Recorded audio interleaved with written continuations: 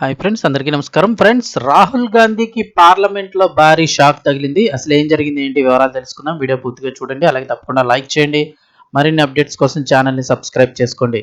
ప్రభుత్వం నుంచి వచ్చే ముఖ్యమైన అప్డేట్స్ అన్ని కూడా ఎప్పటికప్పుడు మన ఛానల్ ద్వారా మీకు ముందుగానే తెలియచేయడం జరుగుతుంది.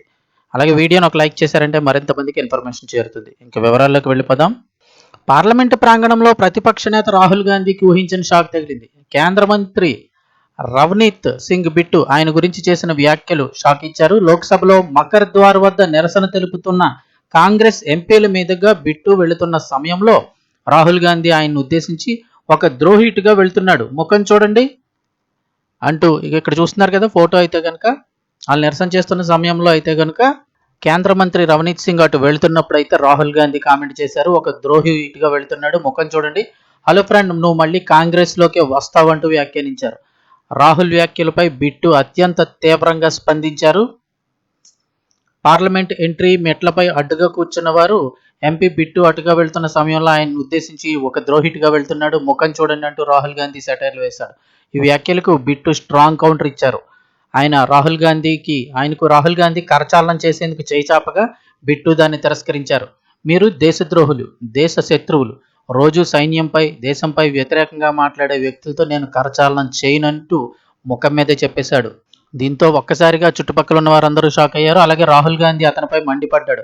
అనంతరం రవనీత్ సింగ్ బిట్టు అక్కడి నుంచి వెళ్ళిపోయాడు. ఇది జరిగిన కొద్దిసేపటికే బిట్టు మీడియాతో మాట్లాడుతూ రాహుల్ గాంధీ కుటుంబంపై సంచలన ఆరోపణలు చేశారు.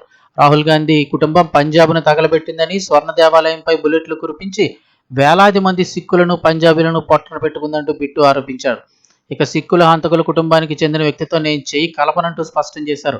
అలాగే రాజీవ్ గాంధీని షహీద్, అమరవీరుడు అని పిలిస్తే సర్దార్ బియాన్ సింగ్ను కూడా షాహీద్ ఏ ఆజం అని పిలవాలని, తాను కూడా అమరవీరుడు కుటుంబం నుంచే వచ్చానని తన ఆవేదన వ్యక్తం చేశారు. రాహుల్ గాంధీ ఏదో చక్రవర్తిలా చేయి చాచారని, ఆయన తనను ఈ దేశానికి, ప్రపంచానికి యజమానిగా భావిస్తున్నారంటూ విమర్శించారు. తాను గాంధీ కుటుంబానికి చెందకపోయినా తన తలపై సిక్కుల గౌరవమైన తలపాగా ఉందంటూ బిట్టు గర్వంగా ప్రకటించారు. తాను కాంగ్రెస్లో ఉన్నంతకాలం అమరవీరుడి మనవడిగా కనిపించానని, బీజేపీలో చేరగానే ద్రోహిగా కనిపిస్తున్నానా అంటూ బిట్టు ప్రశ్నించారు. ఈ ఘటనతో పార్లమెంటు పరిసరాల్లో రాజకీయ వాతావరణం ఒక్కసారిగా వేడెక్కింది. రాహుల్ వ్యాఖ్యలపై ఇతర సభ్యులు స్పందిస్తూ తీవ్రంగా ఖండిస్తున్నారు. అలాగే వెంటనే బహిరంగ క్షమాపణ చెప్పాలంటూ ఈ సందర్భంగా వారైతే డిమాండ్ చేస్తున్నారు. సో ఈయన చేసిన వ్యాఖ్యలపై మీ అభిప్రాయాన్ని కూడా కామెంట్ సెక్షన్లో తెలియజేయండి.